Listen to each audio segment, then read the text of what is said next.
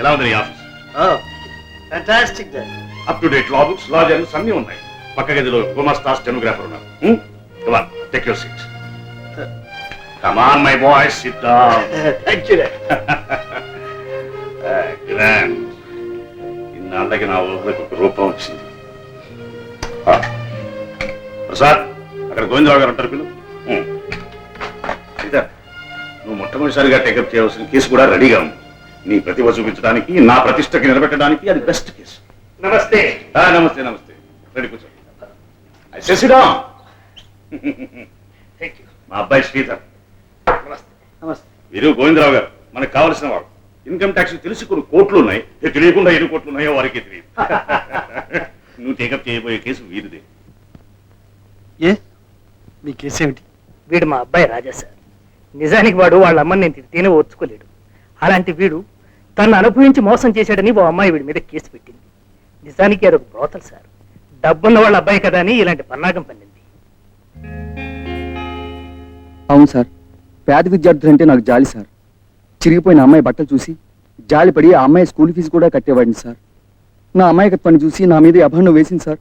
Sir, నా ఆస్తి మొత్తం అమ్మాయికి ఇవ్వడానికైనా సిద్ధమే, కానీ నేను ఈ అభండాన్ని మాత్రం మొయ్యలేను సార్.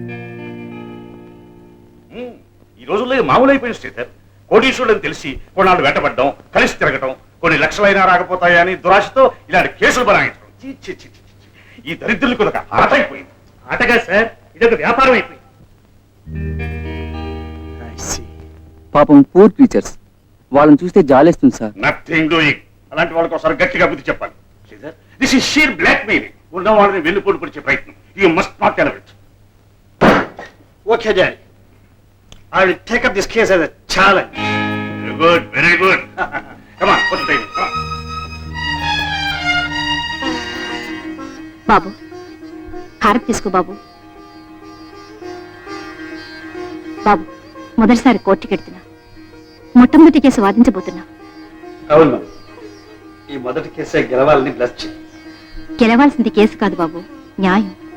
న్యాయమే గెలవాలని, నా బిడ్డ న్యాయమే గెలిపించాలని నా ఆశయం, ఆశీస్సులు. Thank you, thank you. Yes, proceed, Mr. Sridhar. Thank you. నీ పేరు? Saroja. Saroja. Miss Saroja, you are beautiful and lovable. I love you. I can't live without you. I will die for you. నువ్వు లేనిదే నేను బ్రతకలేను. కానీ నీ అందానికి ముగ్ధులై నిన్ను ప్రేమిస్తున్నానని నీ వెంటబడ్డ వాళ్ళు ఎవ్వరూ లేరా? చాలా మంది ఉన్నారు. వాళ్ళ మాటల్ని, వాళ్ళ ప్రేమను నువ్వు నమ్మలేదు, వాళ్ళతో చరువుగా తిరగలేదు, అవునా? అవును. వాళ్ళలో రాజా లాంటి వాడు, అంటే ఐ మీన్ అంత డబ్బున్నవాడు ఎవ్వడూ లేడా? లేరు. Mister justice, note this point. Miss Saroja, Raja కోటీశ్వరుడి కొడుకని నీకు తెలుసు. తెలుసు. అతని అంతస్తుకు నువ్వు ఏమాత్రం సరితూగవని కూడా నీకు తెలుసు. తెలుసు. అయినా అతను నిన్ను ప్రేమిస్తున్నాడని, పెళ్లి చేసుకుంటాడని నువ్వు నమ్మావు. నమ్మాను. పిచ్చిగా నమ్మాను. గుడ్డిగా నమ్మాను. కారణం? ప్రేమంటావు, పిచ్చంటావు. All right. మీరిద్దరూ ఆ ప్రేమతోనే పబ్లిక్ గా పగలనక రాత్రనక సినిమాలకు, హోటళ్లకు, పార్కులకు, క్లబ్లకు విచ్చలవిడిగా తిరిగారు, అవునా? అవును. Good good. మరి మీ ఇద్దరు వయసులో ఉన్నారు కదా, అంత ప్రేమగా, పిచ్చిగా, చనువుగా కలిసిమెలిసి తిరిగినప్పుడు మీరిద్దరూ ఒకరినొకరు ముట్టుకోలేదా? మీకు ఎలాంటి ఆవేశము కలగలేదా? కమాన్, టెల్ మీ ట్రూత్. చెప్పలేవు, కానీ కోర్టులో అందరి ముందు రాజా నిన్ను రేప్ చేశాడని మాత్రం చెప్పగలవు. ఇది చెప్పలేవు. ఓకే, రాజా నీ కోసం ఎప్పుడైనా డబ్బు ఖర్చు పెట్టేవాడా? నేనొద్దంటున్నా విపరీతంగా ఖర్చు పెట్టేవారు. నీకు ఎప్పుడైనా డబ్బిచ్చాడా? అవసరానికి నేనే 2 సార్లు తీసుకున్నాను. I see. మిస్ సరోజ, నిన్నింత నమ్మించిన వాడు, నీ అవసరానికి డబ్బిచ్చిన వాడు నిన్ను బలాత్కరించవలసిన అవసరం ఏమొచ్చింది? పెళ్ళయ్యే వరకు అలాంటి సంబంధానికి నేను ఒప్పుకోలేదు. అంటే నీకు ఇంతవరకు ఏ మగాడితోనూ సంబంధం లేదంటావు?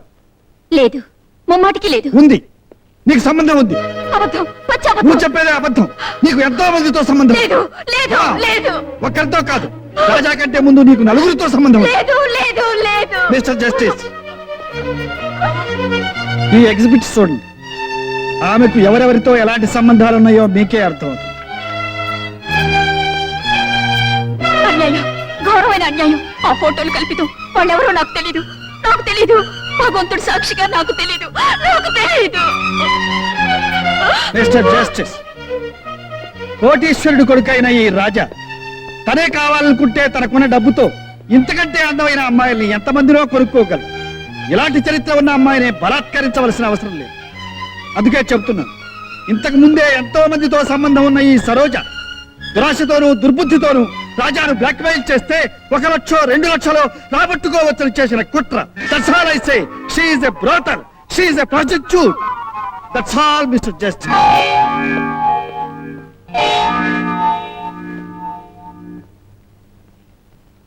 రాజా మిస్ సరోజను మానభంగం చేశాడని చేసిన ఆరోపణ అబద్ధమని కోర్టు వారు నమ్ముతున్నారు. మిస్ సరోజ అంతకు పూర్వమే చెడిపోయిందని రుజువైనందువల్ల ఈ కేసు కొట్టివేయడం జరిగింది.